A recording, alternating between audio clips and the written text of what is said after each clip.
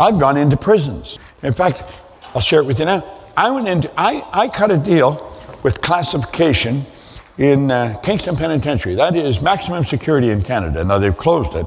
The deal I made that I would come in, but anybody that wants to come to the meeting has to be able to come. Anybody. They said, well, you can't do that, Proctor. And I said, why not? Well, he said, some of these guys are bad guys. I said, they just think they're bad guys, and you think they're bad guys, but there's no bad guys, there's only guys. Some are going in the wrong direction. There was one guy, and he was in solitary confinement for 7.5 years. Every day he was in solitary, in this little cell. He got 1 hour a day in the yard by himself. Joe Gardner. And he was a bad guy. He shot a guy in a holdup in Windsor, and just about blew the guy's head off. But fortunately, the guy didn't die.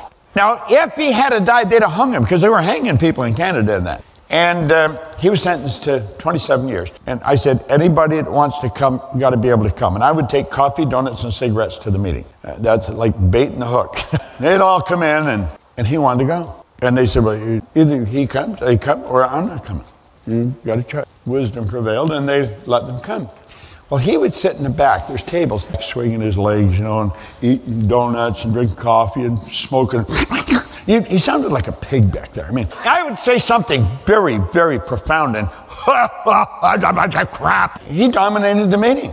Everybody's paying attention to him. I'm at one side, he's at the other side. And I was scared of him. He was a big guy. I mean, I feel like a midget beside him. This went on for a couple of months. I was going in one Saturday a month. And maybe for 3 months it went on. And finally, one time and another, I was scared. I was scared thinking about it, and I thought, I can't keep going there. I've got to stop this. And yet I insisted that they let them come. They warned me, and I'm going to have to go in and, I was in bitch about it. I was in a mess. But I was scared driving. It's 165 miles. There's no traffic lights. It's just straight highway all the way from Toronto to Kingston. I was scared all the way down, and I made up my mind what I was going to do. But I made up my mind I wasn't going to let this guy control it. I started the meeting. He started his antics. And I don't know what I had in my hand, but I put it down, and I turned around, and I walked right back, and I stood right in front of him. And I said, you've got to be the dumbest bastard I've ever met.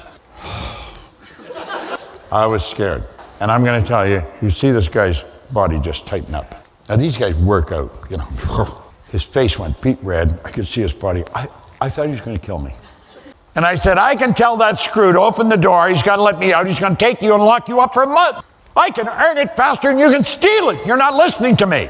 And just as fast as he tightened up, he started laughing. I guess he thought, this guy's crazy.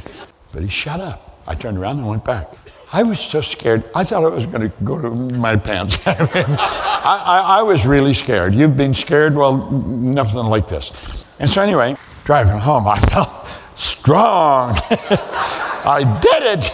Well, the next month I went down, he was sitting right in the front. And if anybody shuffled their feet, he'd turn and look at them. I got more than I bargained for. He became the duty discipline officer in my meeting.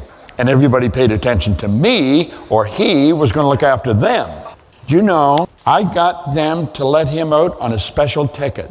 He had to report to the city police every week, and the Mounties, the federal police, every month. His wife had a little girl while he was in there. There was a priest there, Bobby Gaudette, that had befriended Joe. And he went and talked to Edie in Windsor and got Edie to come back with Joe. And he treated that little girl. It was his, right up until he died.